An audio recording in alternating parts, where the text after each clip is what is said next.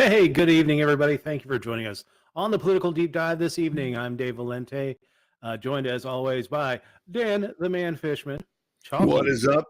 As I like to tell everybody, I'd rather have a bottle in front of me than a frontal lobotomy. There you go. My Lord. So what is Chalky all about, man? I have lived in a couple places where I've had nicknames, and in Massachusetts, my good buddy Matt McLaughlin. So Massachusetts, right, very Catholic, Irish Catholic state. In my posse, there were 3 Matts, 2 Marks, and 2 Johns, and so everybody had a nickname. And even though I was the only Dan, the guy who gave out the nicknames, Matt McLaughlin, said, "You know what? You look like a Chalky." And I've had worse nicknames. And I'm like, I will take that. I'm going to run with that nickname because there's so many worse nicknames you could give me. I've had So salute to my old posse back in Massachusetts. There you go. I've had nicknames from Duke to Moose to nothing. Duke stuck throughout college, but my first stint in college, which I didn't study at. But anyway, so also joining us from Tennessee, AJ Campbell. How you doing, AJ? I'm doing very well. How are y'all? I'm doing really well. Thanks for joining AJ us. comes with a built-in nickname because AJ is actually It's like a nickname. nice. Yeah. It is. I didn't always go by AJ. So what does A and J stand for, if you don't mind us asking? Well, it depends who you ask, but according to my mother, it's Amanda Jones. Okay. There you go. Very, very Southern, very, very sweet. Were you ever Mandy? No, well, I don't think so. Okay. There was a correction officer that called me Mander for a long time, and that was weird. But no, I wasn't AJ until I graduated nursing school. And I noticed all my male classmates were getting all the interviews, like when we would just send out mass. And I like it. so I thought I would try. And so I switched it to AJ. And damn, if they weren't surprised when a female showed up for the interview. Well, there you go. Hey, sucks that you had to go that route, but glad it worked. It's interesting, and it's nice to have like a personal experience. People are like, well, that's not a thing. And I'm like, yeah, it is. Totally a thing. And of course, So, Louis the Liberty Dog is joining us in the background, chill as ever. yes. Woof, woof, woof, woof, woof, woof, woof. Doesn't care. He is, I don't know, 3 dog night sitting on a pillow. That is my dog, man. He's just like so chill. There you go. Living with Liberty, Louis the Liberty Dog is the only way to stay safe. Only way to stay safe. Yes. Word. So tonight we are talking faith in politics, and when I announced we were going to have this gentleman as our guest, everyone in the chat was just ecstatic about it because everybody loves Hodey Johns. Hodey Johns from We Are Libertarians. How you doing, Hodey? Hey, doing great. How are you all? Hey, my fellow white people who can't afford LASIK surgery. That's all of us. All right. And who can't be excited about that? There's no way that anybody will put a laser in my eye at this point, you know? I went with my wife to get she was considering LASIK. She has really bad eyesight, like to the point that they were like, you're at risk for macro degeneration. Your eyes are so bad, et cetera, et cetera. And we were at the place where they do the LASIK surgery for the Boston Celtics and the Boston Red Sox. So really good guys. And they're in there and they said, so, 99% of our patients have no complications. I'm like, how many patients do you see in a week? And they're like 300.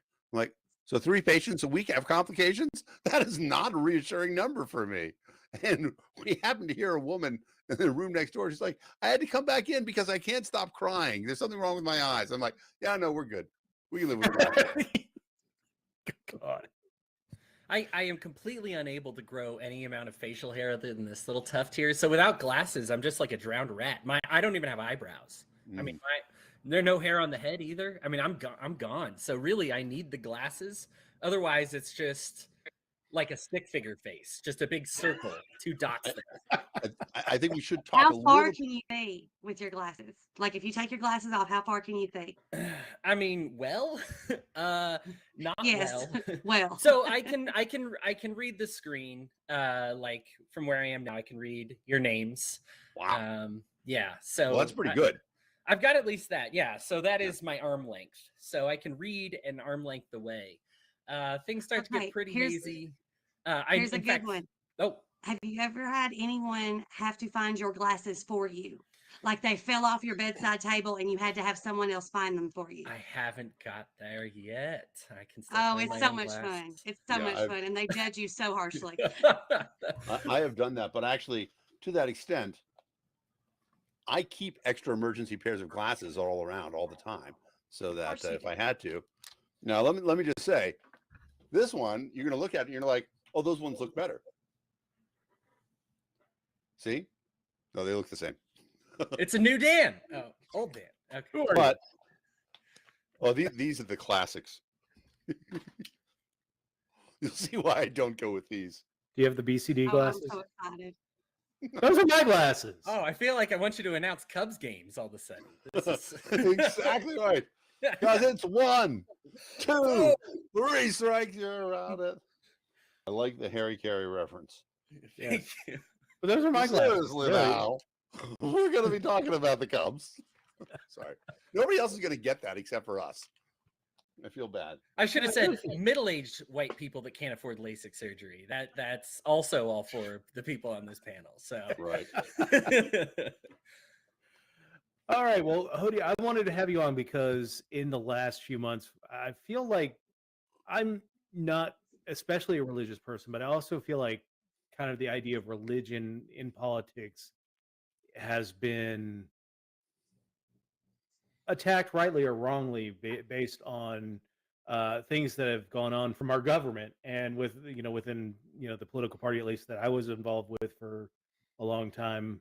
Not sure what everyone else's status with the party is at this point, but I just wanted to bring you on and talk about the idea of faith in politics and kind of what's going on in the current political landscape with politics. So for the folks who don't know who you are, kind of give us your background and how you got into the liberty movement.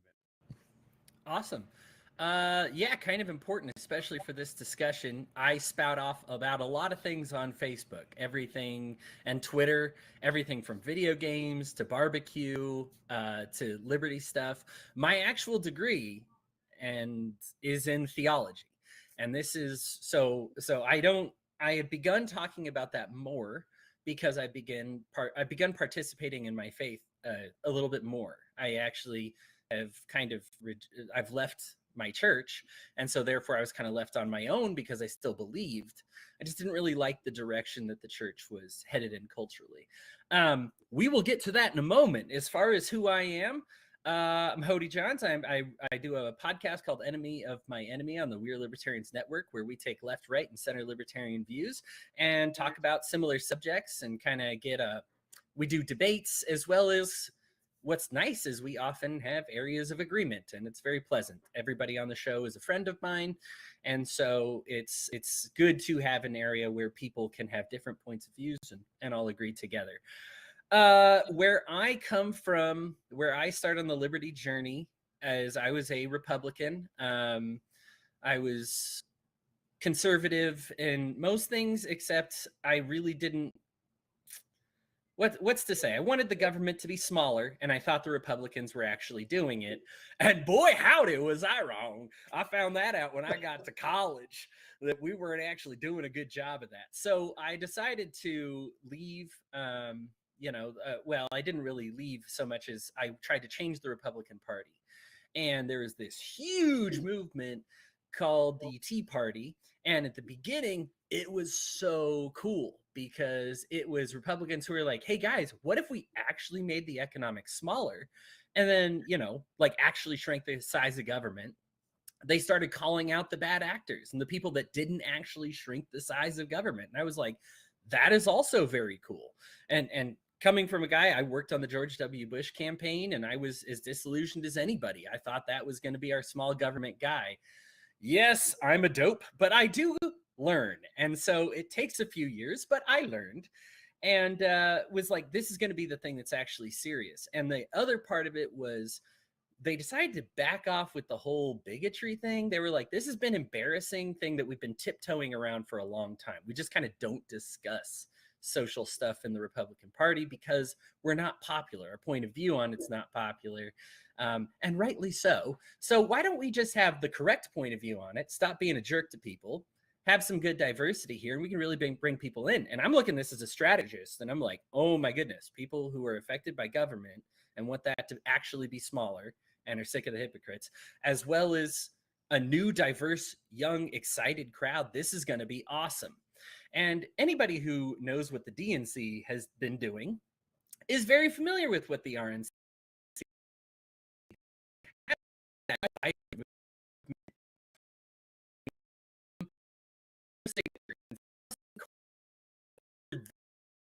even though candidates polled better, had more money, they would do everything they could. And I was I was used to be the RNC's favorite kid, right? Like, hey, thanks for helping us fund. Thanks for helping us with the volunteer stuff. You're great.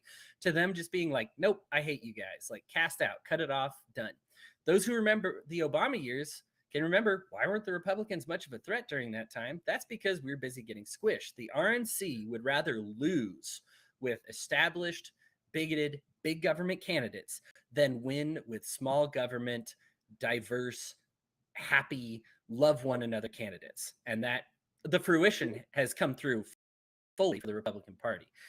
In case you think, oh, this is what radicalized you into the left, the DNC sucks just as bad. And so I knew I couldn't go right or left.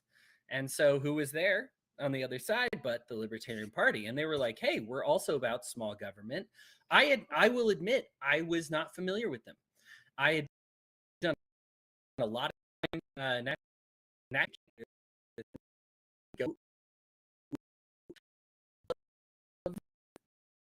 it was all about, but it was all, there's only two sides debate, right? Left side, right side. And then I was proud of myself for being able to take the left side or the right side and argue it. There was never this libertarian side. It was just right or left. And so with the libertarians kind of being like, oh, well, who are these guys? I was so indoctrinated with just, these two sides. Libertarian Party showed up. I was like, that sounds like exactly what I want. And are you okay with losing? And I was like, well, I just finished losing. I'm really good at it. So yeah, I'll join the Libertarian Party. We'll get squished a little bit there. And I joined that for a little bit. I've had a touch of falling out kind of culturally from the Libertarian Party, but obviously still the world needs liberty more than ever. There's no squabble that I won't have or won't endure that keeps somebody, if there's somebody who gets to see their kid, if I put my selfish anger, petty rivalry on hold, I'll put that on hold so that somebody can get their kid who smoked a plant out of prison. Absolutely. So I want to see a successful Libertarian Party. I want to see a successful libertarian movement. I've decided that this is less about the Libertarian Party, because that's a subject that's been talked about to death, and more about my increased success having a cultural battle here in Ogden, Utah, and doing it at the local level, because I think that's how culture gets fixed. Social media is just kind of a yelling ground. And I love to yell too. I mean, it's fun, social media. But, making the actual changes and developing connections within the community. And we've seen some real changes here. It's just the start, but this is something I'm actually good at, which is like versus, the political stuff, which, like I said, really great at losing. Maybe that should have been a heads up that you're not very good at what you're doing currently, Hodey. Go do something else. And so I'm happily doing something else. When I talk about the culture, obviously my faith being a Christian, I got the general studies in theology, Bachelor of Science, which means I studied a little bit of a bunch of different faiths. So I know just enough that if you've attended your church for more than 5 years, you know more than I do by a lot. But I know it about a lot of different faiths. So I can pick a little bit here and there. Ultimately, I've decided on Christianity after bouncing around with a few different faiths. But yeah, that's how I ended up where I am. Do you have a flavor of Christianity that you would describe yourself as? No, and that's kind of the big deal right now. Is I was Mormon. I've been Protestant. Specifically, I've been Presbyterian.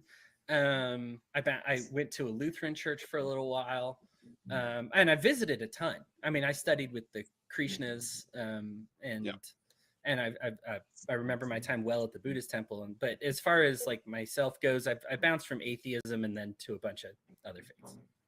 Would you say that you are a Trinity person? I believe that they are three distinct pieces. Okay. There you go. But Fair enough. I also don't think that, for me, they're like, this tends to make a lot of Christians fight. If they all end up being one when I get to heaven, I'm not going to be like, oh my gosh, I'm in trouble. I'm screwed. You know, I think it's just one of those, oh, if they're three separate entities or if they're one, then nah. Fair enough. And I'm not saying there's a right answer or a wrong answer. Sure. I think that's just sort of, for a lot of people, for a non-Christian, that's sort of like the things that I'm interested in. And then we already had the faith versus deeds conversation, which I thought you answered very eloquently. If I can summarize it, Sure. Hodey says, do the best that you can, and that will always be appreciated. Yeah. You know what? Thank goodness that God gets to judge and not me. And he wants to do the judging, and I don't. So when people are like, am I going to go to heaven? Am I going to? No, I don't want to do that. Like, I have theories, and we talked about this a little bit, and ideas from my reading of the scriptures, which are pretty positive, I think. But obviously, I am demanded not to judge. Not judging is the largest purported negative commandment in the entire scriptures. So it's really requested and reaffirmed to me that I not judge. Christ is 3 times asked, how do we get into heaven? And 3 times says, don't judge people, and uses some variation of that story of not judging people. So I appreciate that people want to be able to judge who's going to heaven or hell, but because I don't want to go to hell, should there be one, I will not judge whether you're going to heaven or hell, so that I don't go to hell. Fair enough. There you go. AJ, did you have something? Oh, I like the safeguards and that's the Christianity that I grew up with. My grandfather was a Baptist preacher, actually, and not he wasn't a hellfire and brimstone Baptist preacher. He was never that guy. He was always Jesus is love. And yeah, she's sinning, but it's okay because we're gonna make sure that her kids have clothes this winter or whatever it is. And I was the youngest, so I don't know. I feel like by the time I had grown up, everybody was a little tired, and I had a little bit more lax of a childhood than everybody else did. So yeah, I got tattoos and I dyed my hair and I got my belly button pierced, and Granny and Grandpa were I love you anyway. They were those Christians. Now granted, they were also, Southern Christians, so they probably talked behind my back, but they loved me anyway. And if I needed something, they were there anyway. So I love that, Hodey. Thank you. Oh yeah, of course. Sound like amazing people. What's funny is we need more fire and brimstone preachers who don't actually talk about fire and brimstone. That style, that the Lord is coming, like, it's such an awesome style, and we need it to come back, but we need them to kind of have a little change about their focus, right? Most of them are entirely entrenched in politics. That's what brings my appearance here today, and not spirituality. And a lot of people talk about the separation of church and state because they want to protect their politics. I talk about the separation of church and state because I want to protect my faith, my church. I do not want politics infects everything. What good idea isn't made perverse under politics? Welfare, great idea. Politics screws it all up, and capitalism, good idea. Politics trying to do capitalism totally sucks, right? Like, and take anything and add politics to it, and it's bad. And so when politics comes into church, that's when things get sick. That's when then people, and it's an infectious thing, and when you see somebody preaching from the pulpit that is telling you what to believe politically, that is coming as though it were coming from God's mouth. Christ was notoriously, I think what's funny is many would label him an anarchist, but I would say he's almost like an a-governmental being. Government in his mind almost didn't exist. Like, the idea, like, he had to be confronted with it and being like, well, what do we do, master, in this situation? He's like, well, I'm not really talking about that. I'm talking about living my life and healing people and building communities. And you're all up in my grill here, and you want to talk about what do we do with Rome and what do we do with the emperor? He's like, yeah, I ignore them. They shouldn't affect me. It's time for the render under Caesar quote. Yes. Yeah. Let him have this currency. Your currency is not this currency. You do your own. This is I exist in a separate, a separate entity other than government. And so what religion really should do is teach you spiritually. And then if you have to do something politically, allow that to guide you. Right? like to say, okay, I have been taught to love my neighbor, and knowing that I need to love my neighbor, will that change what I do in the voting booth? Of course it will, but I don't need to tell you how to vote to do that. All I need to tell you is you love your neighbor. You don't steal from your neighbor. You don't hurt your neighbor. And if I have a proposition that says hurt your neighbor, allow me to make that decision. So, Hodey, one more kind of personal question for you before we get too far deeper into the political aspect is, so how did you find your religious calling? Was it something that you had from an early age, or is this something that you came into as you got into college, or how did that come about? You know, I will admit I had a very early fascination with it. My dad wasn't super religious. My mom would take us to church when, every so often. But she gave me a picture Bible when I was young, and I read the entire thing. Gosh, I must have been, and this is a picture Bible, so it's mostly pictures. I want to stress that. I didn't read the Bible when I was 5, but even before elementary school, when I was learning to read, I went through a picture Bible, and then well before I graduated elementary school, I had read the entire actual Bible. I believe I read the Good News version first. And of course, at that young age, I wasn't aware there was different versions floating around, but so be it. It was close enough. And so we read that, and that's kind of where the fascination came from. I bounced around in college a lot. I started as an English major at the University of Northern Colorado, and I actually left to become a paramedic. I have a paramedic 2 license. I've let it lapse. I would need to do the whole courses and anything. So before you get too excited, everybody, it's been a while. I look at the gizmos they have now, and I'm just like, oh wow. I think there was only 4 drugs we were even allowed to administer as a paramedic, and now there's like 20 or something. I would need a lot of new certifications. But I did that for just a little bit. I found out graveyard shifts at the hospital as a paramedic too pay you about what they pay to take movie stubs, and it's a lot more fun to take movie stubs, just flat out. So I didn't do any of that. I dropped out, and I was like, I still have all the scholarship money. So I was getting paid on scholarship. I did a writing contest. I actually got to space camp as well with the scholarship that I had. It was a lot of fun, but it was sitting around. I was like, I still have 20,000 of this. Where's some place I can go 20,000? Liberty University showed up. They got a lot of problems. If anybody know the Falwells, it's founded by them. But that's why I'm not in the Republican Party anymore. Yeah. Jerry Falwell convinced me in 1982 there was no place for somebody with the last name of Fishman. Oh, yeah. So he founded a great college for speech and debate.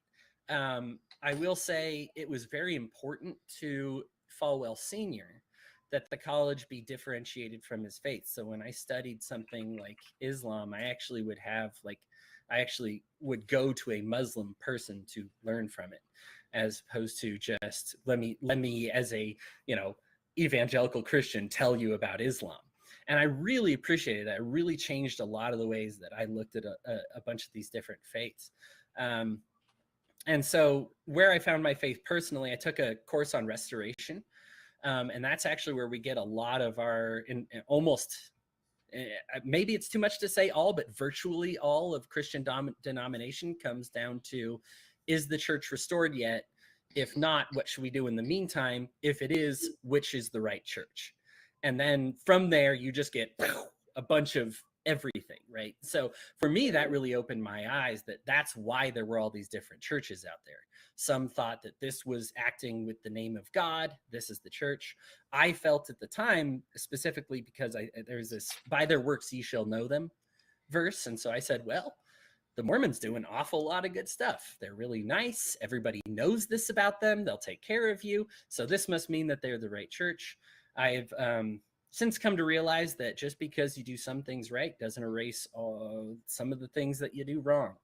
And I because as a libertarian and an individualist, most importantly, I can't let, that's just one individual. Well, that's Jesus loves the little children. He loves all of them. And so if it's one little children, I'm not going to swallow it and just pretend it didn't happen until this church fix it. I understand that people are flawed, of course, and so I'm not expecting a perfect church, but when there's a systemic issue that shouldn't be kind of happening. And I'm reminded, of course, that who were Christ's biggest enemies when he was alive? Well, it was believers. Pharisees, lawyers. Pharisees, yeah. Lawyers and Pharisees, right? And the bureaucracy of it all. And the people who were believers. And so for me, I don't feel bad criticizing what I see Christians doing, because those were also Christ's biggest, that was his biggest roadblock. I don't have a problem with atheists, because atheists can't mess up my faith. I don't have a problem with Muslims. Muslims can't mess up my faith. I got a problem with Westboro Baptist. That can mess up my faith. I got a problem with Jeremiah Wright. He can mess up my faith, right? So there's left-leaning, right-leaning examples of this, of people who can really mess up your faith by teaching the wrong things from the pulpit. And I don't want to just, similar to Christ, I don't want to make them my focus. I want them to come to me if they have a problem, right? Christ, because he was healing and doing the right thing, became such an issue that people had to come to him. That's kind of what I'm trying to do right now. So as far as where that's kind of how I arrived where I was at now.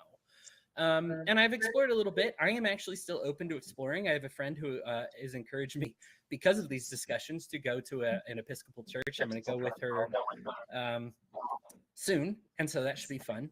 And so I'm still open to searching. That being said, I'm kind of in a place where what matters is your relationship with God. This is a whole separate long issue, so I'll give you guys a break in between here. But what matters is my personal relationship with God more than any church or collective. Because if I'm doing all right, referred to as individual seeds, right? Seed, we're in the right place. Good fruit. I'm working on my own fruit being good before I find an orchard of trees that are also producing good fruit. You hit on a couple of points that I like. One of them is, the inconsistencies in the text. One of the things that was sort of astonishing to me is that all the Judeo-Christian sects have different versions of the 10 Commandments. And you'd think that would be something that everybody could agree upon, right? There were 10 commandments. They are these 10. But no, they're different. And, like the one I learned in school was, I am the Lord your God who brought you out of Egypt to be your God. You shall have no other gods before me. For most Christians, you shall have no other gods before me is included in the second part, along with idols. And it's fascinating to me that, here we have this thing that is, arguably the fundamental tenet, and different interpretations, different rules. And I always thought that the best lesson that came out of religion, and my path, I grew up Jewish, didn't really stick. God clearly wanted me to eat bacon. He could not have said that to me more clearly. But then I felt like, I was an atheist for a while just to be a rebel. And then, puberty in high school, I could not deny the divinity of the female form in a sundress. I mean, even this day, there's something there. And I'm like, well, that's divine. That's clearly divine. And so, but to that end, like, I'm always astonished by the people who don't get that part of it, who don't get that the diversity of religion is part of the miracle. The fact that, there's something there that, and for atheists or other people, but there's something there that rings people's bell, that makes them think, you know what? There's a larger purpose here than just living for myself. It's what you bring up. This is a perfect segue into the next point. One of, I think, the most important verses in all of the scriptures is it's not even a parable, it's just a question, but with the ox and the mire.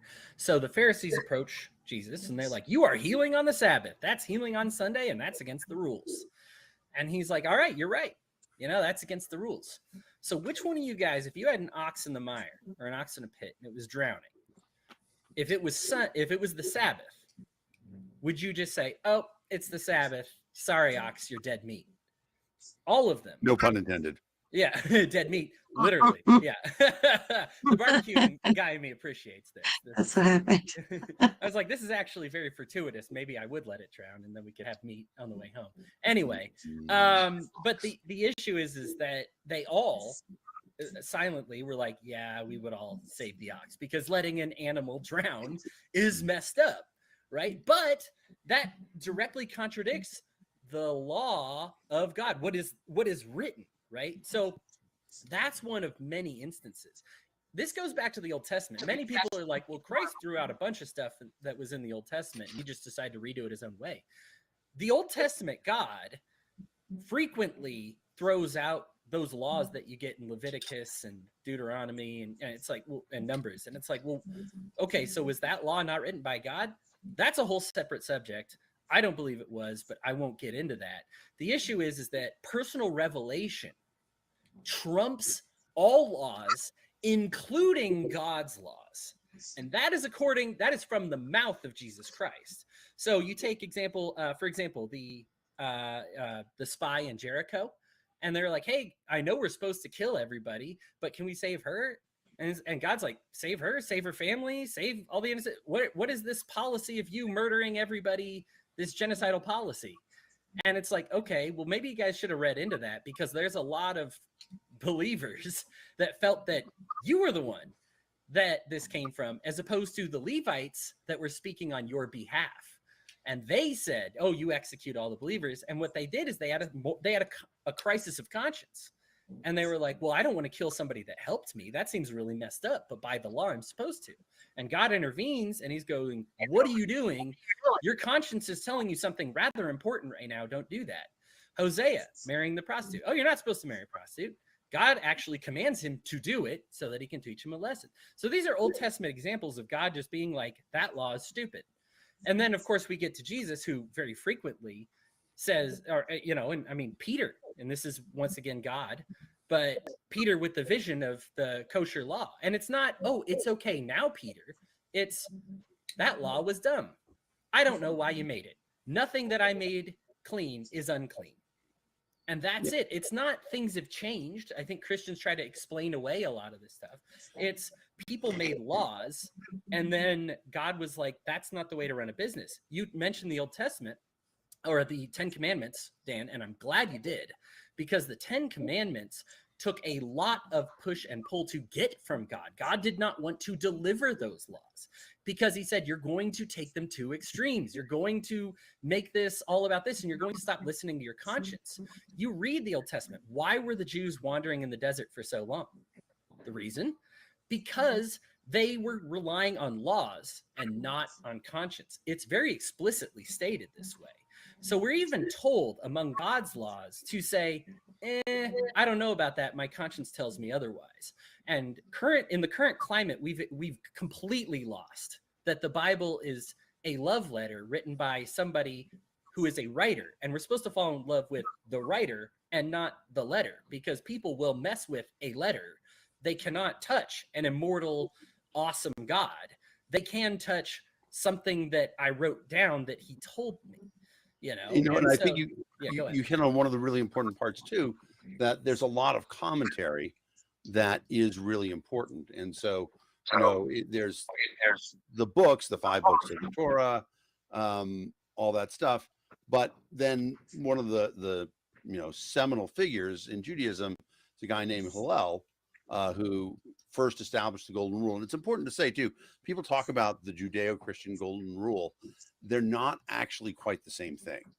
The Jewish iteration of it is, do not do unto others that which is hateful to you. And the Christian version is, do unto others as you would have them do unto you. Those are slightly different interpretations. But one of the most famous stories about Hillel is that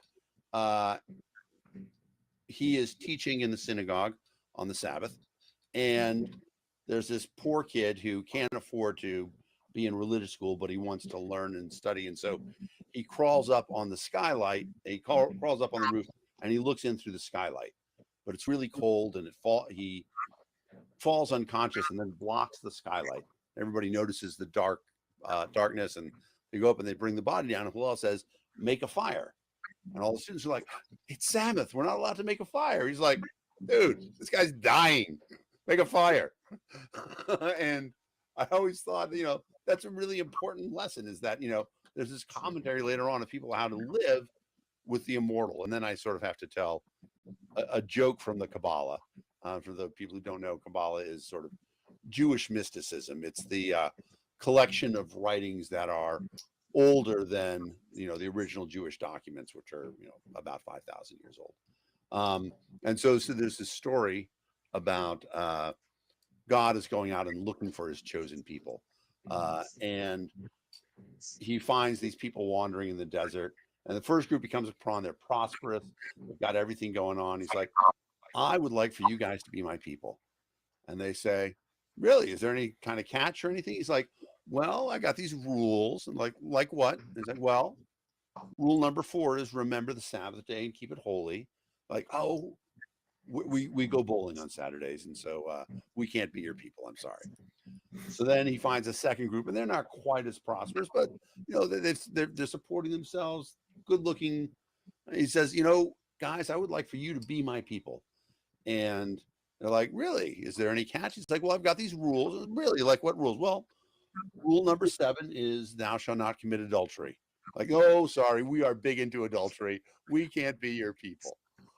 So then he finds this group of people, and they are starving, wandering in the desert, bedraggled, nothing really going for them at all. And he says, I would like for you to be my people. Yes, we'll do it.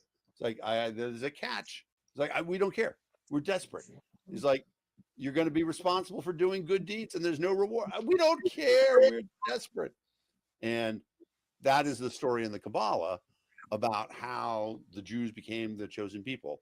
And it's meant to be a lesson that it wasn't through any virtue. It wasn't through any skill or anything like that. It was actually desperation.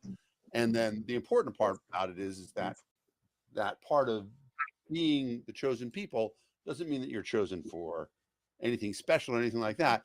It means that you got KP duty. You're the people who are responsible for cleaning stuff up all the time. You're the ones who are responsible for making sure the earth is taken care of.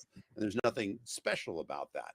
And I always liked that part of it. And then, Christianity has the same idea of, we're out there to do the good things amongst the people. We're not out there to be vain. We're not out there to accumulate rewards. And I would argue that most religions have this idea fundamentally of service being the nature of religion as opposed to anything else. There is nothing holier that you can do than to serve humanity, because humanity is the ultimate of the creations.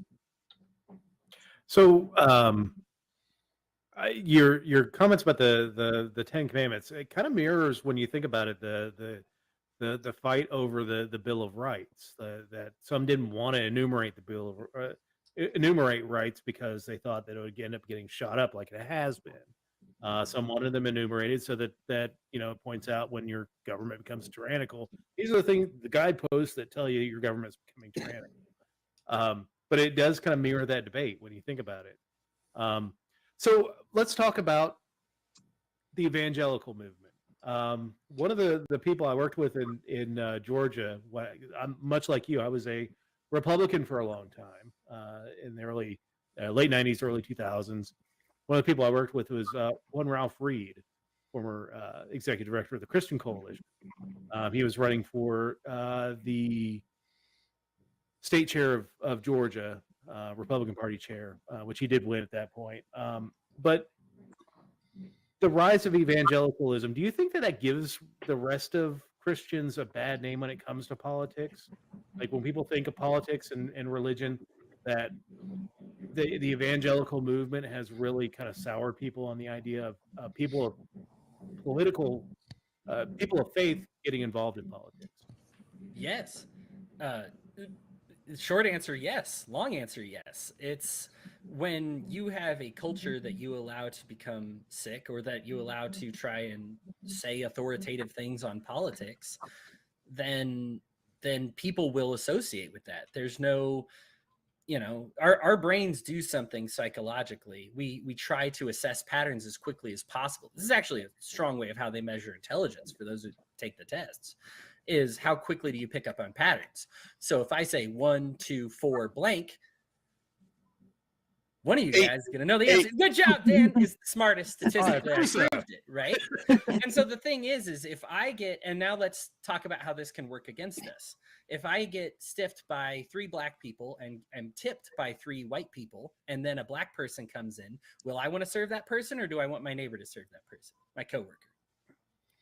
Okay, so then all of a sudden, my brain, through matter of intellect, is doing a very terrible racist thing because that's how I measure intelligence. I picked up a pattern. I picked up on it really quickly.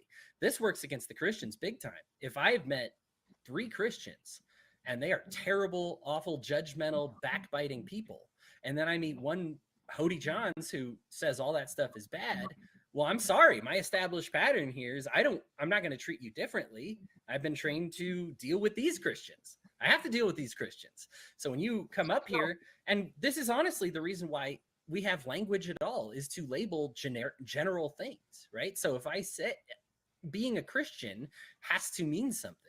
If Christianity is bad, then I could yell in the wind all day, no, Christianity is really good. But in reality, I should probably just stop calling myself a Christian because language evolves on its own. I don't get to decide that, right? It does. And I mean, there are people right now. I am an admitted capitalist, but capitalism is in such a dark place right now, and people, what they think of isn't capitalist. Why would I go through that whole process of calling myself a capitalist and then undoing all the layers of what people think capitalism is to actually explain what I actually believe, instead of just saying, you know what, I believe that people are entitled to the fruits of their labor, the tools of their labor, and the product. I mean, let me just make it real simple, right? So I find now as a Christian, if I say I'm a Christian, that is not helpful to a good chunk of the population. And that's a very bad thing, because when we talk about it, they're going to judge me like that, whether I like it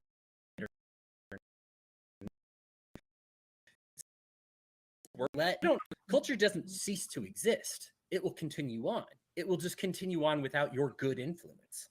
So it's important as Christians to kind of hold the standard there. Go ahead, Dan. I was going to say, I think that's one of the interesting things about it, is that you hear a lot of people questioning, how can you be Christian and believe in sex outside of marriage? That's one of the big ones that, I certainly heard a lot in a boarding school of, and I know that it's not premarital sex. It's all sex outside of marriage that is condemned. And that's one of those things about it is, the problem with, as you said, laws, is that once you start to pick and choose the laws, then you get into trouble, as opposed to, and it's not Christianity or Judaism or any other, or just Islam. All the religions have that issue, as you point out, is that if you are a strict adherent of the law, as long as you believe that there are laws that are followed, then people are going to end up breaking them, or picking and choosing, or saying, well, you know what, shellfish isn't that bad, whatever are the rules people want to issue. I mean, my thing about bacon, all that stuff.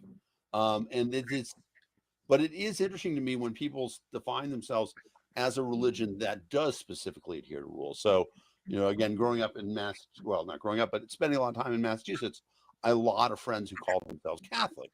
I'm like, okay, that's different than everything else. Catholics have very strong sense of rules about birth control, about premarital sex outside of wedlock, about, prior to this last pope, about homosexuality. I'm like, how can you call yourself a Catholic and yet have all these things here?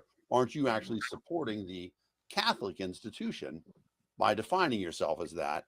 Whereas you could be, Episcopalian or whatever. I believe Episcopalians not only embrace homosexuality, but allow gay members to become clergy. Yep. So, it's a fascinating thing. Why would people who essentially practice a thing call themselves, I don't know. It's weird. I remember doing, if you grow up Jewish, you have to do a lot of comparative religion studies. Essentially, the idea in most Jewish temples is that we're going to try to persuade you to be in another religion. We don't want you unless you're really convinced. And so we did a lot of, Calvinism, transubstantiation, all that stuff. And they convinced me. I didn't stay. But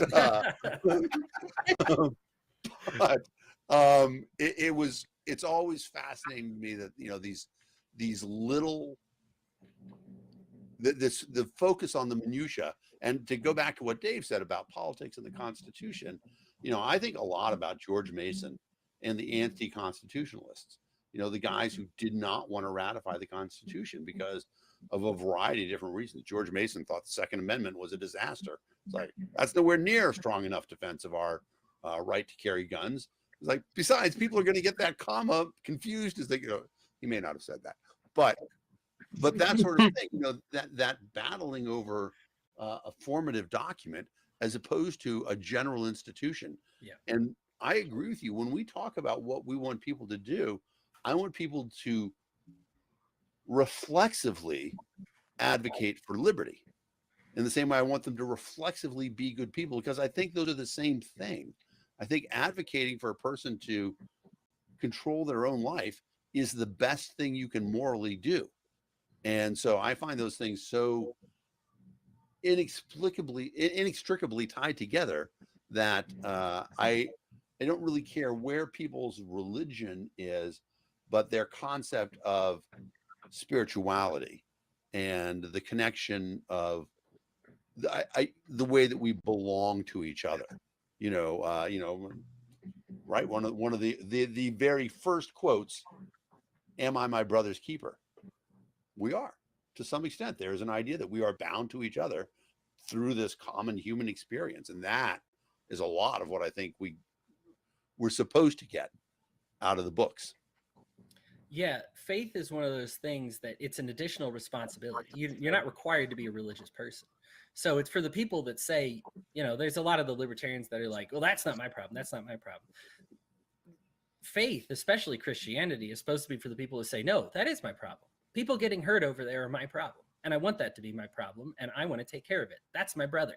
That's my sister. We are all siblings in Christ. I'm going to take care of it. And that is not the culture in the church right now. Right? I think it's very difficult to find a church where that is. Dan, you mentioned, as much as people love to talk down if you don't believe, you're not going to be saved. Okay, well, I mentioned before when the apostles approached Christ, he said, "Don't judge people. That's the top way, right? The stick that you use to measure others, it's going to get used to measure you. How many times do you want to be forgiven? That's how many times you're going to forgive everybody else. Don't judge them, forgive them, let them do their own thing." Not only that, there are two parables in which a non-believer goes to heaven in the parable. And then there's the murderer on the cross, who Christ just says, yeah, you're going to be with me in paradise. And then there's the believer who says, I gave all my possessions, but he actually held back 1%. Boom, struck down, killed on the spot, right? By God, because he lied. And we're like, whoa, okay, so maybe I have the wrong view of it if me being a Christian giving away 99% of my stuff, but telling a lie gets me condemned, but killing somebody and then going, oh, I really screwed up, gets me saved. You know, and this is scriptural fact. But I think the thing is one of the things as I walked away from the church, people think, well, you know, you walk away from that formative document. And as I said before, people can mess with the letter, right? I'm still in love with God. The letter is simply a letter that God wrote, and I'm trying my best to interpret it correctly as much as I can. But God is love. Love is the thing that I tap into. If I am practicing love, I am worshiping God. They are indistinguishable if God is love. So if I am being patient, kind, not boasting, all those things that love is, then I am effectively serving God. The Good Samaritan, the Samaritan was not Jewish, right? Like, this is important, right? And then he says, who's the guy that you think is going to go to heaven? That's the way it's going to be. Right. Yep. So this whole idea that Christians have that it's our way or the highway is refuted both in the Old and, in fact, more times in the Old Testament, but often in the New Testament. And so, but it's this culture that sneaks up on you. If you don't snap it and you don't say that's not the way it is, it sneaks up on you. Simon Magus, it's talked about in the book of Acts, was preaching that Christ was a sinner and he was just some guy, and like he was a charlatan, right? He's selling fake stuff. And the apostles had to be like, nope, that guy's not one of our guys, right? And it doesn't take much more than that to just be like, nope, that's not us, right? A lot of Christians hear Westboro Baptist Church and be like, well, I can see where they're coming from. No, the answer is nope, those aren't our guys. Because if you don't want to be associated with that, I mean, in Christians, if you're a Christian listening to this, doesn't the guilt by association suck? So if you want it to stop, you need to cease the associations. You need to say no. And definitively, no. You can say, I still love the Westboro Baptist Church and the members. I still hope for the best of them. But what they are doing is wrong. I mean, and Jeremiah Wright, exact same issue, right? I don't want to make this a left or a right thing because there are a lot of churches right now that are injecting left and right politics. The righties have kind of gone nutso lately, especially with like the Patriot Prayer and all that stuff. So that's probably the most like obvious example of like cringe to the maximum, like when you hear people reciting in mass this Patriot Prayer. But I mean, some of the left churches, you got to check in on your friends, because they will very quickly just be like, God wants you to vote for Joe Biden. And you're like, oh, okay. Let's talk about, I mean, to me, there are a lot of parallels between what we're seeing within the church and what we've seen recently within the Libertarian Party, where it seems like we've gotten far too dogmatic with the laws and the scripture of, whether it be Rothbard or, Ron Paul or whoever, and we're ignoring the people and not making it a movement that takes care of people, and that's driven out a lot of people. No doubt. When we talk about philosophy and ideology, people want to, I think because this is a very Western mentality, by the way, is that we are very like, okay, what do I have to do that makes me that thing? So if I go to church on Sunday, I'm a Christian. If I go to, the tabernacle, then if I go to the mosque, then I'm Muslim. If I go to the synagogue, I'm Jewish. And so we want a checklist. We love checklists, especially with Christians. Oh, have you're faithful to you don't commit adultery. You follow the 10 Commandments. You do these things, right? This is not what a philosophy is. Those are just rules, right? And it's good to have some self-governance, right? Like we should set boundaries for ourselves. I love when I set goals, because they should be measured, they should be direct, and you hit them and you get that chance to celebrate when you hit your goals. That's fantastic. This is not necessarily being against rules, but the rules don't make you this thing, right? Like simply following a set of rules isn't what makes you a libertarian, because I believe in X, Y, and Z. Individualism, believing that every individual has an intrinsic value and you care about them, that makes you a libertarian, right? And so it's an identity. So for Christianity, it's not, did I go to church on Sunday? Did I follow X, Y, and Z laws? It's, do I have the light of Christ in me? And do I listen to that conscience? Do I have that relationship? And so libertarianism, exactly the same. Libertarianism is a philosophy, and just that way, it's a mentality, not a set of rules. People want to know, as a libertarian, I think this on this issue, and that is fine. But the most important thing is that you say, what makes me a libertarian? And it's a philosophical question. It's an identity question. It's not a set of rules. So people want to say libertarians believe X, Y, Z, libertarians don't believe X, Y, Z. That's not really how it works. Libertarians believe in individualism. Now, sometimes, like for example, libertarians are not anti-government. Government messes up our stuff, and so we become anti-government, but that is only because of our love of freedom and liberty. And this is especially for the Libertarian Party, this is very important. Christ was not anti-Satan. Satan is the antichrist, right? We have an antichrist. Why is Christ not anti-Satan? Because being against something is not an identity. That's not a thing. That's just, I don't like them. The Republican Party being like, no, we're just, own the libs. We hate the Democrats. Well, they've lost their identity, right? They have no idea anymore. We're just not them. We're not woke. We're not whatever they're doing over there. Right. And of course, the opposite of woke is asleep. So if you say you're not woke, you are asleep. Yes. But that, that idea of a forgiveness concept that people are missing out on is such a lack of understanding of everything else that's written in almost every holy document. The whole point of the idea of a creator who is in many ways incomprehensible to us because we can't understand the ability to create, but did achieve creation and then would be so small-minded to say, well, I made you this way and I put all these circumstances in your path, and then you did this bad thing, and so I'm going to condemn you for it. It's entrapment, right? And I don't believe in entrapment. And so I have to tell one more quick story.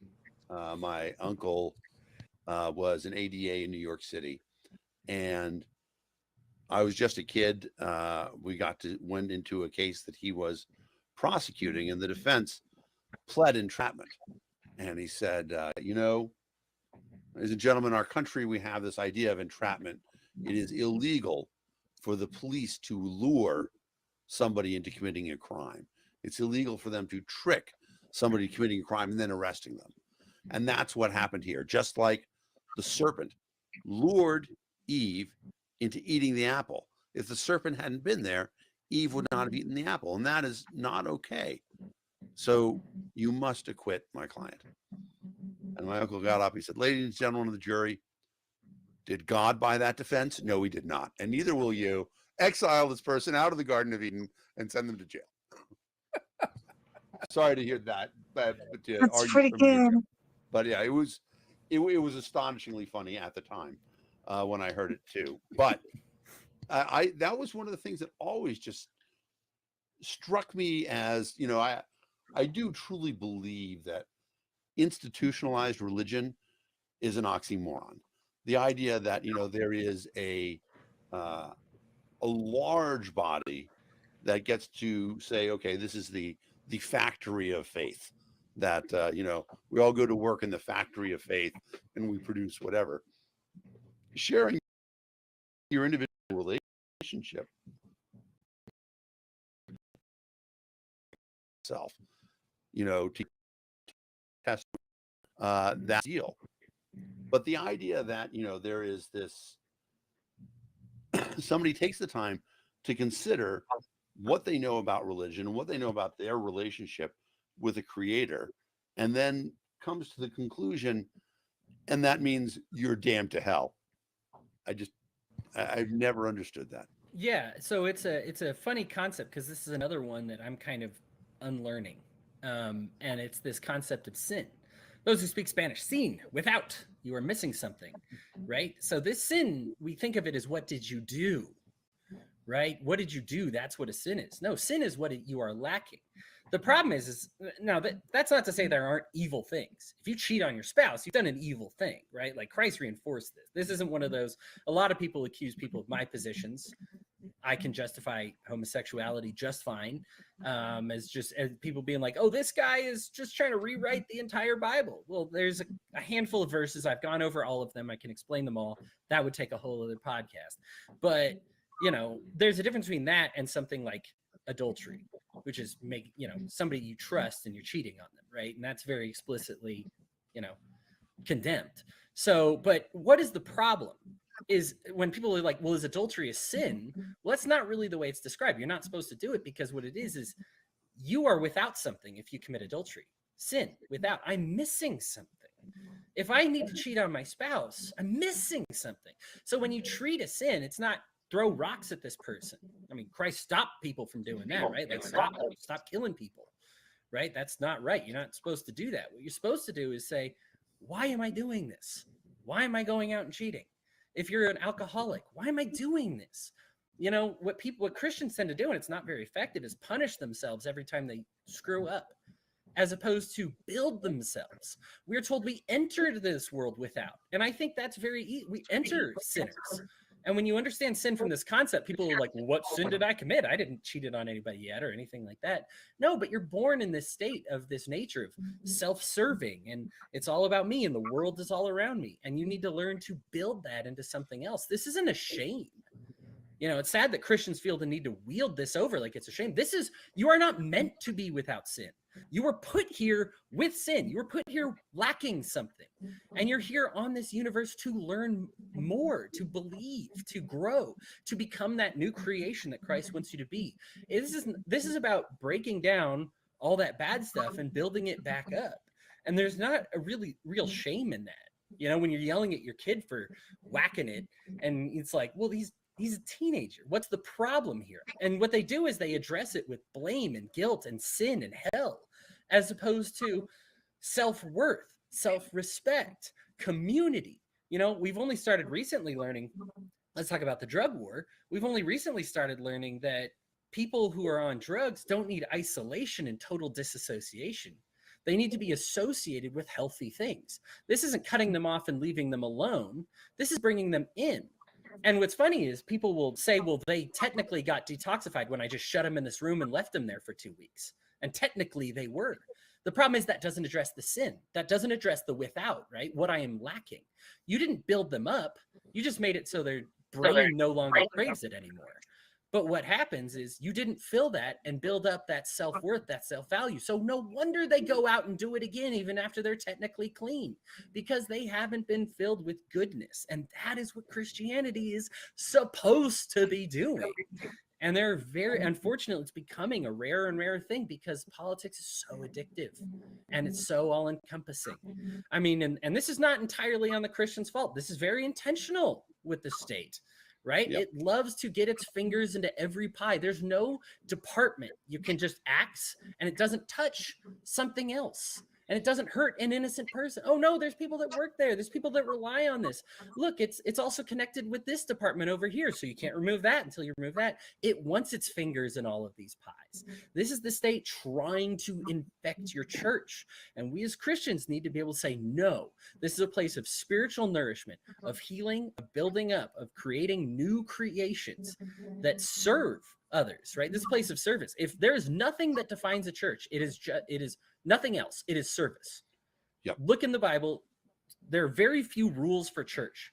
The few rules that you do have all involve helping those in need, right? Is your church helping people in need, or is it driving people to suicide? Is it stressing people out? Is it bringing discomfort to people who are sick and sad? Because then you are not the body of Christ. You are actually doing the opposite of what the body of Christ did while he was on this earth. And I think one of the big things that government makes government feel threatened by religion, especially in the United States. I'll just wrap this up and we get to the quiz. Oh yeah, you're good.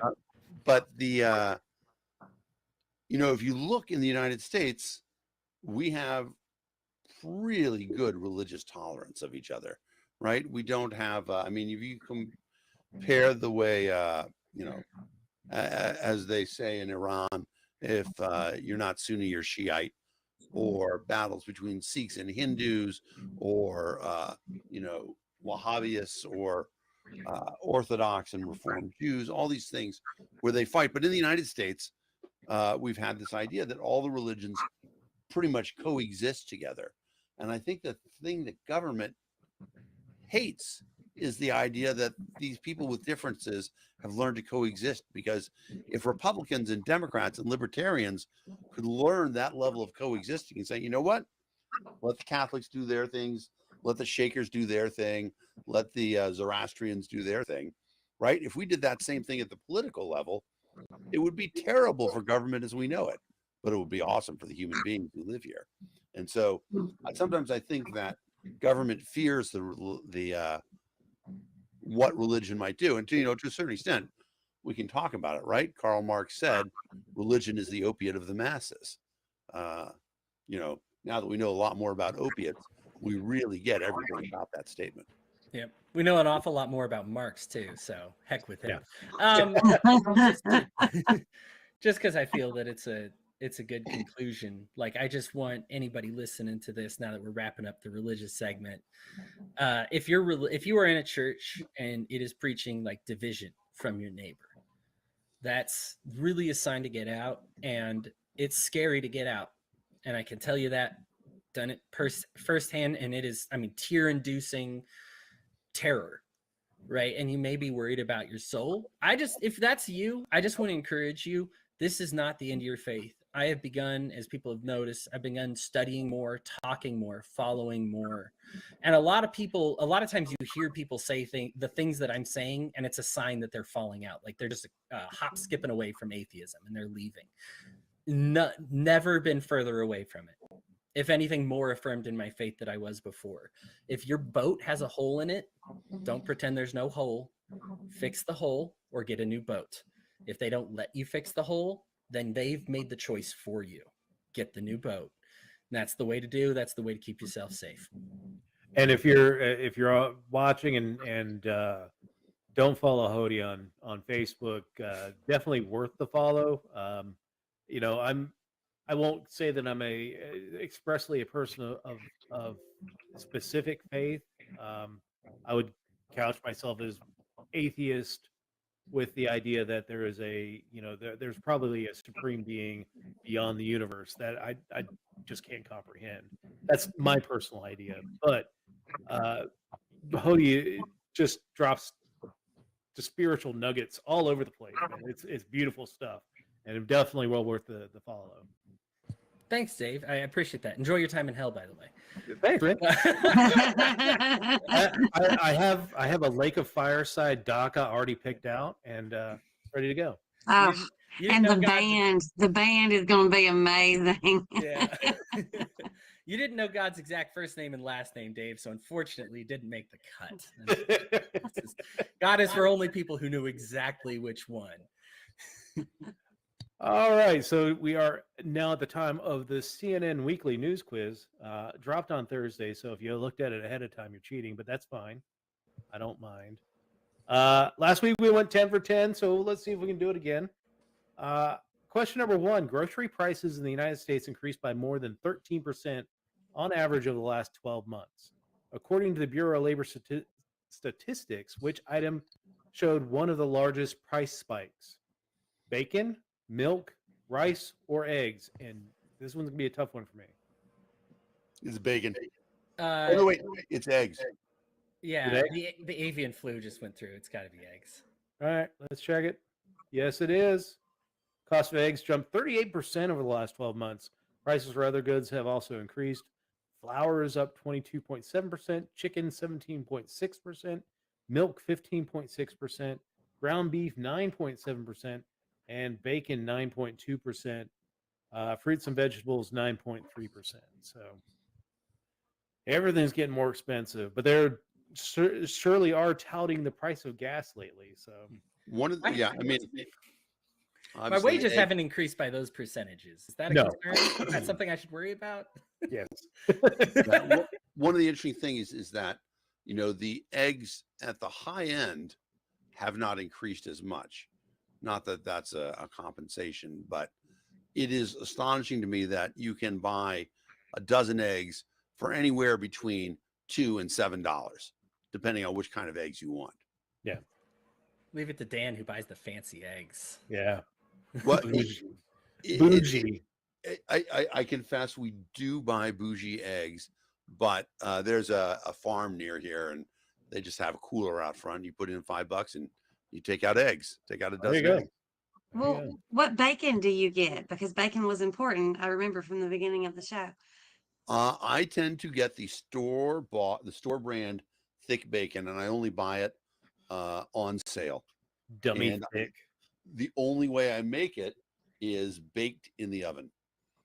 Really? Okay. Do you do it on a rack to get the grease out? I do it actually. I have a giant flat. No, I want the grease in. Oh, there I you have go. a giant flat skittle that normally you would use for or skillet that normally you would use for like pancakes or something like that. I'll put that in the oven. It just barely fits, and it's got a little bit of a lip in it. So some of the grease runs off to the side, but the bacon bakes flat. I can fit a whole bag in at once, and it's awesome. There you go, man. All right, Yeah. question number 2. The FBI executed a search warrant at former President Donald Trump's Mar-a-Lago estate as part of an investigation into the handling of presidential documents. Where is Mar-a-Lago located? This is the Xanadu. Uranus. Palm Beach, New Jersey. In Xanadu did Kubla Khan the stately pleasure dome erect. Well, Uranus, technically known as Florida.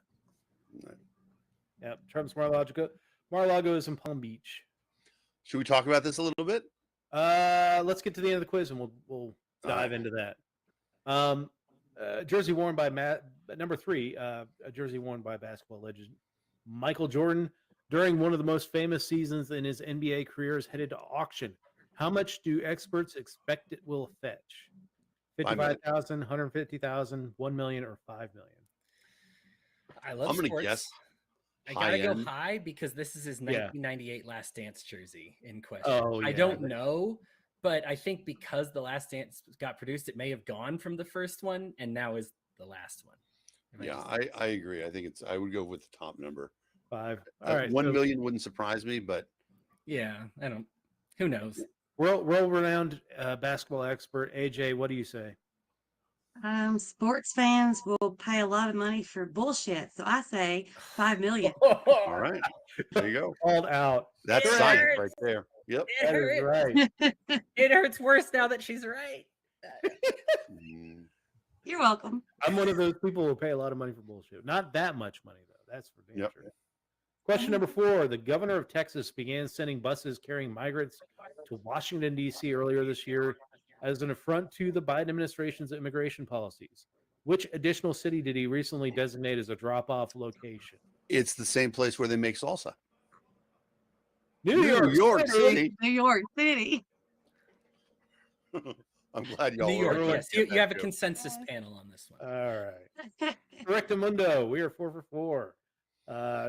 Abbott designated New York as a drop-off location for migrants as part of his response to the Biden administration's open border policies. Yeah. Yeah. You know what though? Right. I gotta say, I don't think Abbott is wrong on this. I mean, expecting the southern border states to bear the financial cost of all these things. Why? What's the difference between having people in Texas and in New York? You know, I was down in Deming, New Mexico, just over the border from Paloma, and there was a group of people who were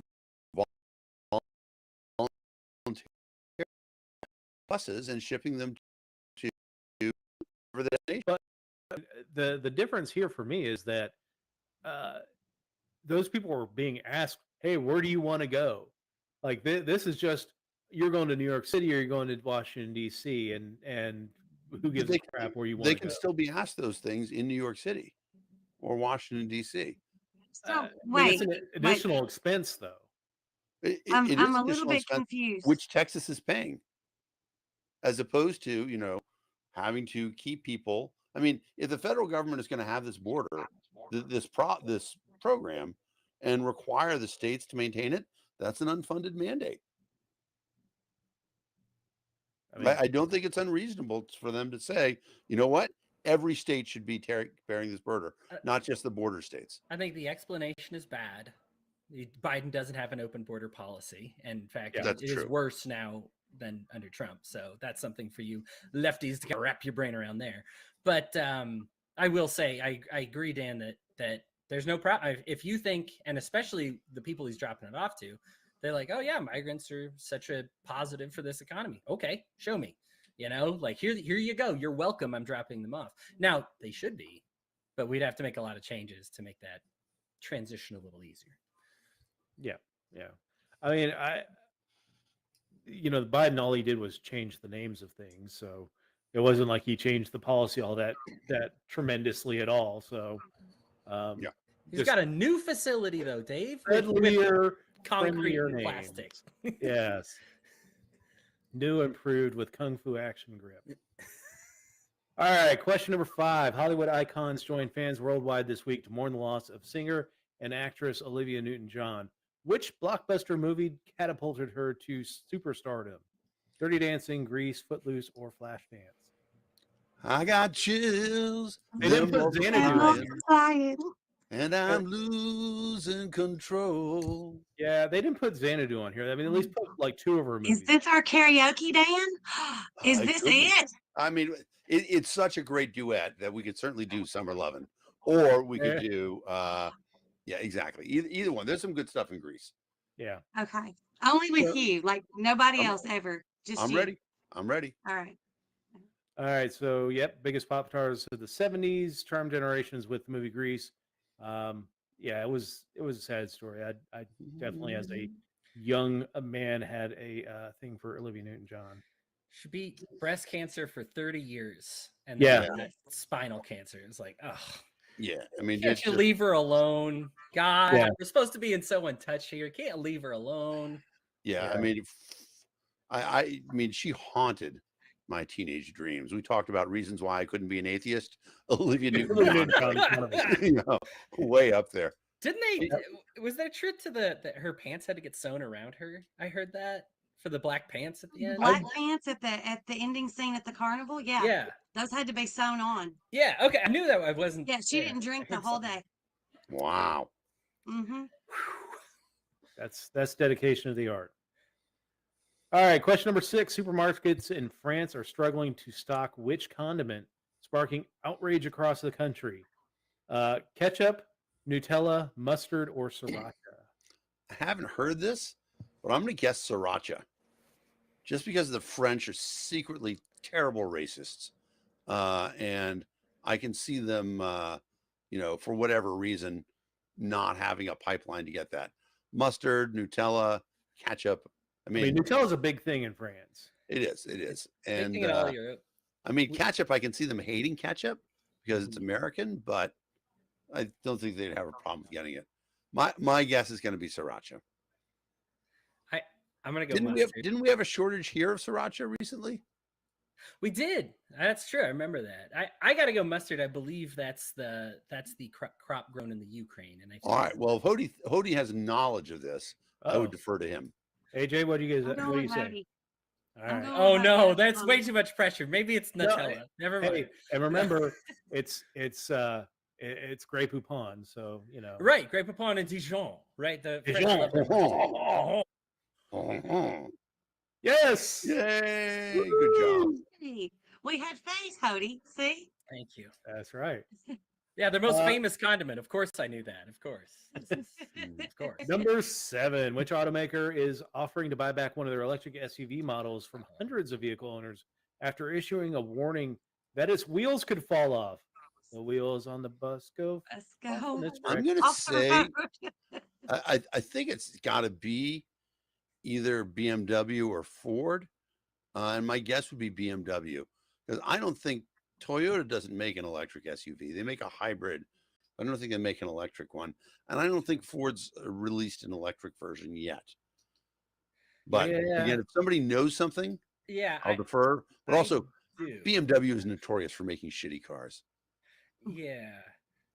We actually got a call on our regular Toyota. We drive a Corolla here, and apparently there's something wrong with our model, so we need to bring it in and have it for free, of course, redone, because I need the letters to stop at some point, so I have to take it to the dealership. And while we were there, they were actually talking about this. I guess they have a brand new electric SUV, and it is not going well because the wheels fall off. But Toyota, yeah. Well, then it's like an appealing SR7W. It's not like a fun like Accelera name. It's a weird, interesting. I do remember that Toyota, when they had that brake failure problem, they had the unfortunate ad campaign going of Toyota, there's no stopping us. All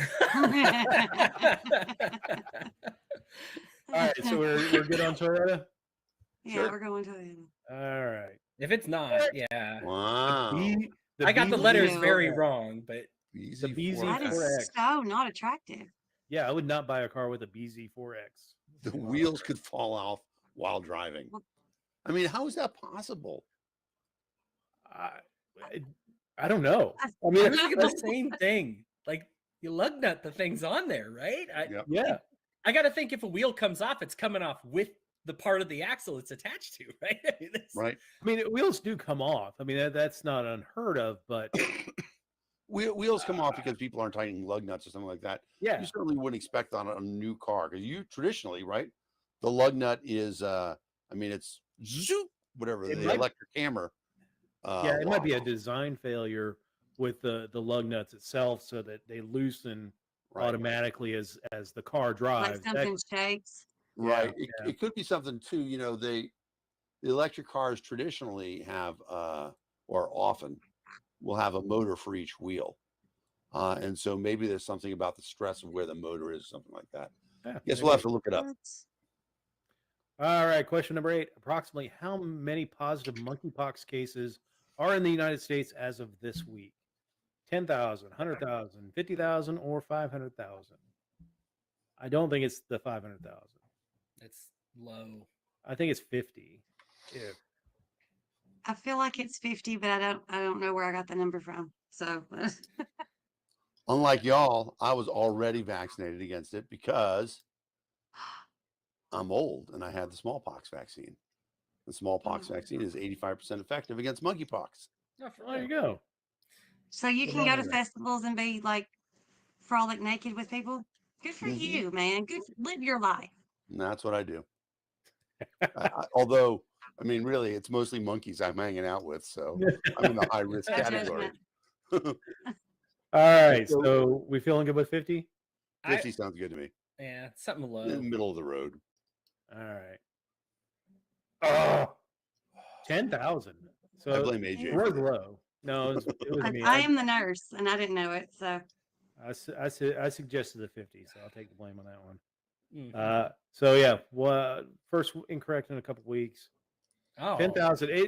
I mean, it makes sense. I mean, it's. It's I low. saw an interview with a guy that had many monkeypox on his face, and it was not a fun looking virus at all. No. Um, but yeah. It's Anyway, question number 9. Dan probably have this one. NFL owners this week unanimously approved the sale of which football team? Seattle Seahawks, Denver Broncos, Indianapolis Colts, or Pittsburgh Steelers? I just want to say that this team spanked the Cowboys yesterday in It the did. preseason game. Unbelievable. Hodey probably has this one too. yeah, the Bolin family, and God bless the Bolins. Thank you for so much success. But the kids were not the managers that their dad were. It was time for a sale.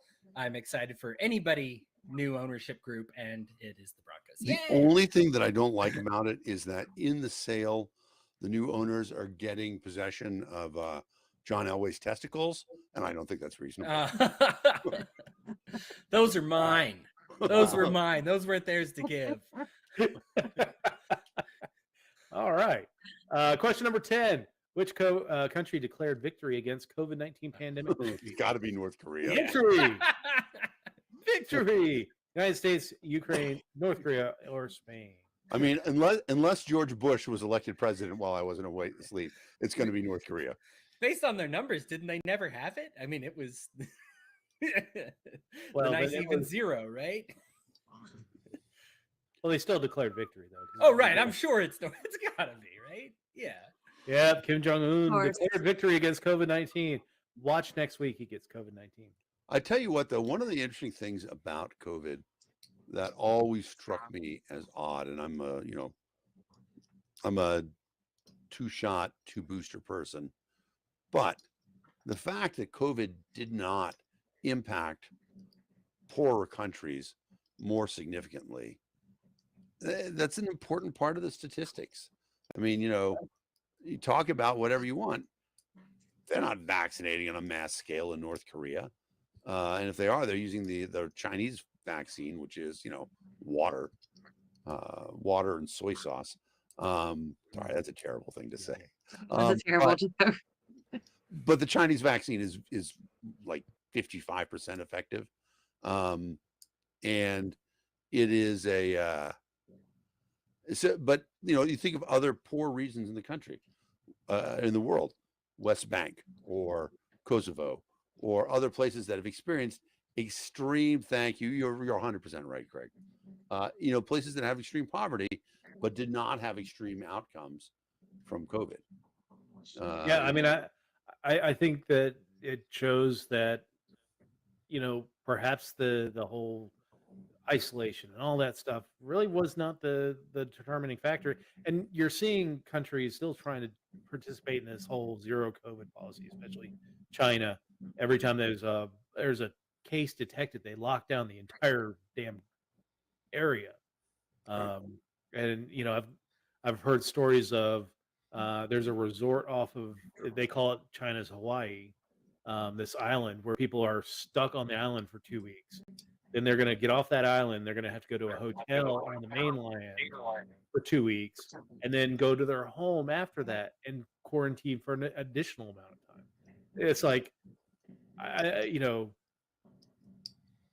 the amount of disruption to the Chinese economy, I can't believe that they're doing that. But China can make up their own numbers. So, Mhm. all right. I'll So be declaring victory soon. yeah. So we touched a little bit on the news quiz this week. The Federal Bureau of Investigation executed a search warrant on the home of Donald Trump, one of his many homes, at the Mar-a-Lago estate in Palm Beach, Florida. Much to the consternation of a lot of Republicans, much to the glee of a lot of Democrats, and took out what turns out to be 11 boxes of documents from the residence, from wherever in the residence they found them. Possible nuclear secrets were among them. There were the documents that were classified, special handling instructions. There are so many levels to top secret documents, but these were like the top of the top, where you have to be in like a special room to view these documents and things like that. These are like the documents that Indiana Jones brought back in the Ark of the Covenant. Yes. Yes, exactly. Tie it all around to our religious circle thing. I saw the news the other, on Monday night when this was being done, and I was like, I flipped on CNN because I wanted to see how gleeful they were, and MSNBC. I was disappointed that they weren't quite as gleeful. But I don't get the people who are objecting, saying that it's Banana Republic, because it's the search warrant process is pretty straightforward, and as we learn more about it, right, there are a bunch of lawyers who signed off in June saying that all the documents were cleared. It all happened because he took them to Mar-a-Lago in the first place. He probable cause. Yeah. The right thing, you know what? When you guys want all the documents back, you come and search the house in the beginning, find all the documents that are supposed to go back, and then take them back with you. The government would have been happy to do that. Instead, we're just left with this dumb situation. Well, this is Donald Trump. It's going to be as dramatic as possible. He is always the victim, always the toddler that's been picked on, and bless his poor little heart. But he has huge hands. No problem there. God, don't make me think about his hands. No, Donald Trump, he is a reality TV star. Like that was what we elected to office. That's what was there. What did we think was going to happen? Mm-hmm. We probably could have put anybody. What's the Jersey Shore? We probably could have put one of them in office, and it'd been just as big a disaster. What did we think was going to happen? I don't even know about that. Perhaps the situation, I believe, is who you're. The situation. I think the situation would have handled the White House life a lot better than Trump. I was looking forward to President Snooki, but anyway, I think for me, this is going to work itself out. I don't have a hard opinion on it yet, because either it's an empty raid that was done based on nothing, in which case, the Republicans are going to have a huge win and just say that Trump was getting picked on, or as what seems to be what may be the case, that he did take something that endangers a lot of people, and that's going to come out, and he's going to get in trouble. I'm just kind of waiting to see which political party I'm going to gloat over when this is done. It's going to be one or the other. I'm just not sure which. Well, let's say it's JBH. He actually posted the warrant, and Dave Jones was like, "Hey, I need you to look at this." He goes, "You actually, I worked as a judicial commissioner with Coffee County, Tennessee for a little while." He goes, "Look at it and see what you think." And I said, "There's not a lot of room for wiggles at all with this search warrant. They're going in and they know exactly what they're going for. Yeah. They already knew. And everything that they carried out, that's what they had gone there for." Well, that was a very detailed. The interesting thing that came out was that they were doing this with the assist of quote unquote insider within Mar-a-Lago. So I wonder who that person is. Was it Baron on the Xbox? Perhaps Ivanka, Melania.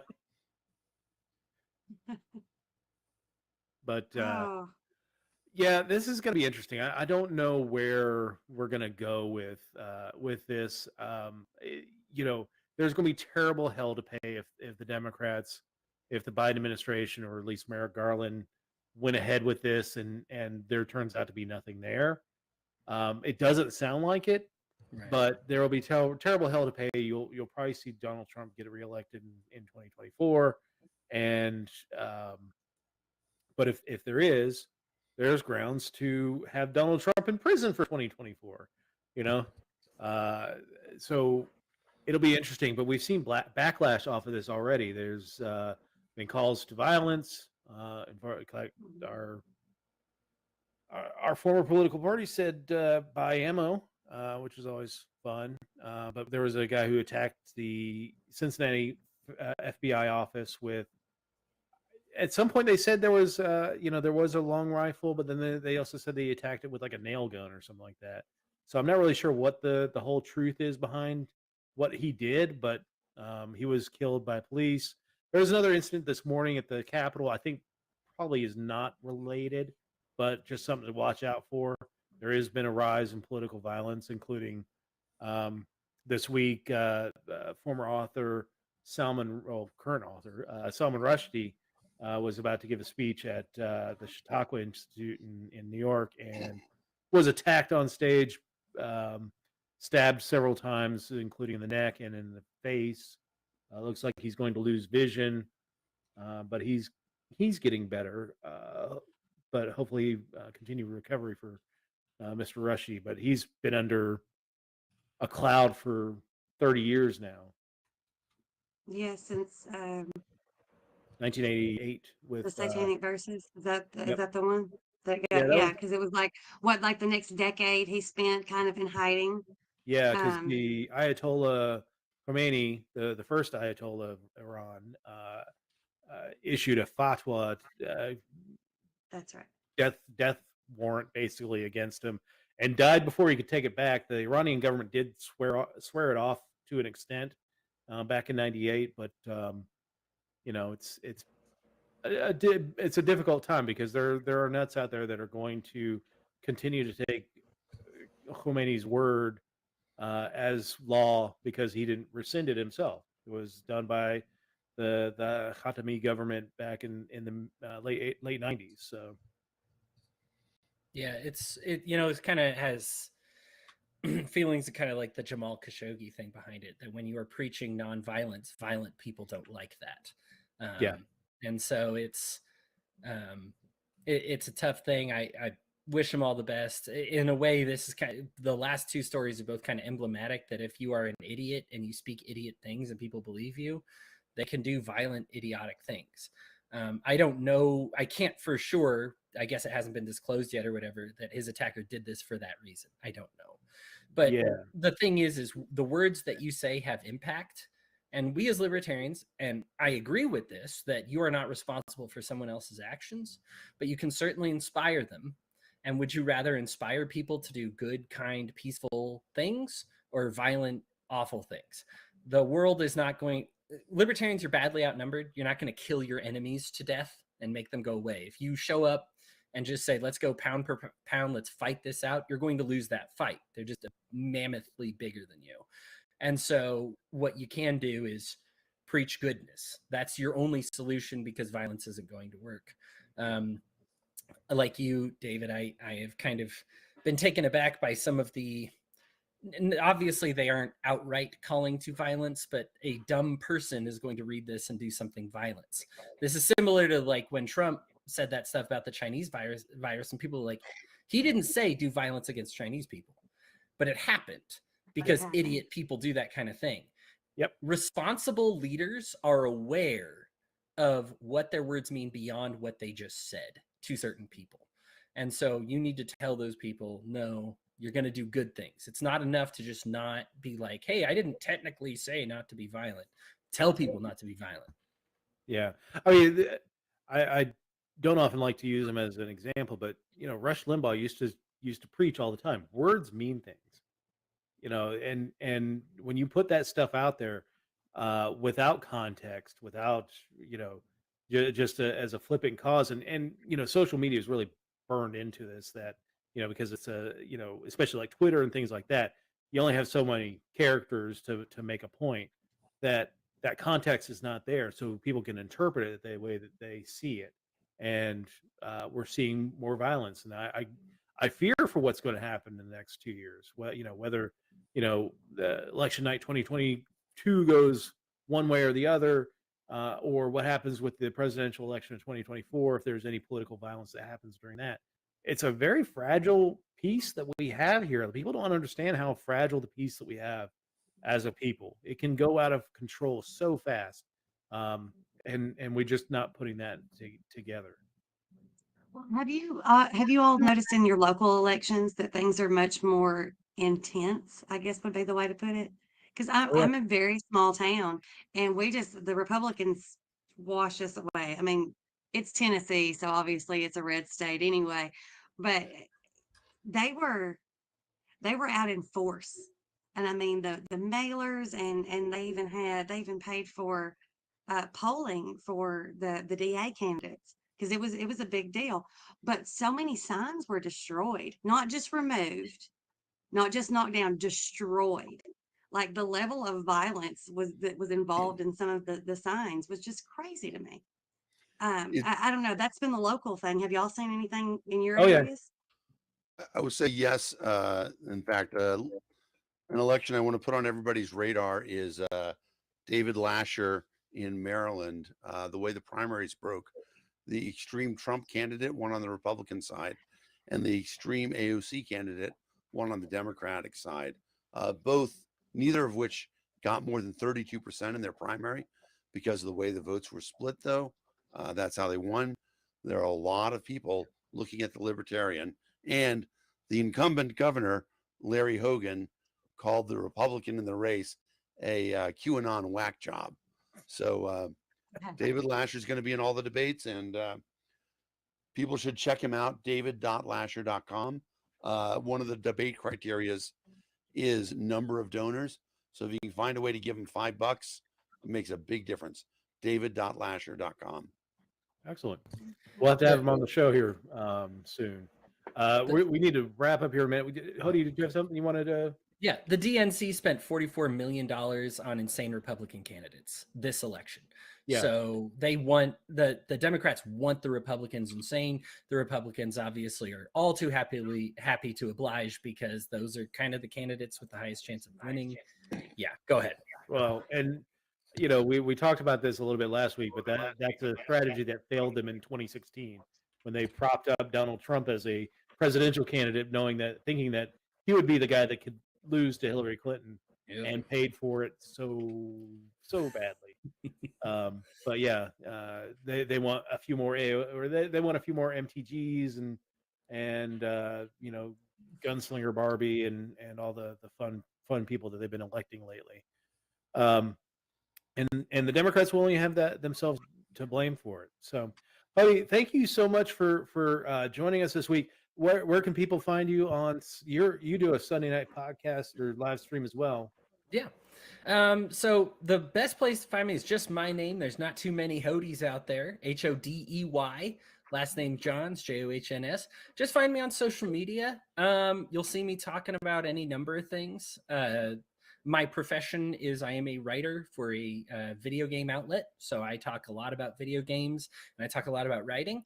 I am a liberty lover, and so you will hear me talk about liberty a lot because I love it to death and I can't stop talking about it. I'm a big barbecue guy, so you'll get usually a picture every couple of weeks about the latest barbecue that I've been doing. And then of course my faith journey and some discussions there. So if what you're interested in is faith, and please leave me some questions, comments, whatever you got. Believe me, I've been a skeptic, doubter, whatever you had before. I've certainly probably come across it. Like I said, between the speech and debate and the political and religious spheres that I've been in, I've come across quite a bit of controversy. So whatever you're feeling or confused about, you're not alone. Hit me up. We'll talk. It's fun. That is crazy because we Hodey and I are very similar. I used to be a speech and debate nerd in high school. Nice. I did that for many years. But seriously, it's been great having you on the show. Definitely want to have you on again because you are one of those voices that I trust in the movement. So, but anyway, next week we are going to have Keystone candidate for governor, Joe Solosky on to talk about his campaign. He just made the ballot. So he's confirmed to be on the ballot for the 2022 election for governor of Pennsylvania, and talking about starting a brand new party and getting it off the ground and having so much success, ballot access success, right off the get-go. So anyway, thanks everyone for joining us this week, and we will talk to everyone next week. Bye, y'all. Bye.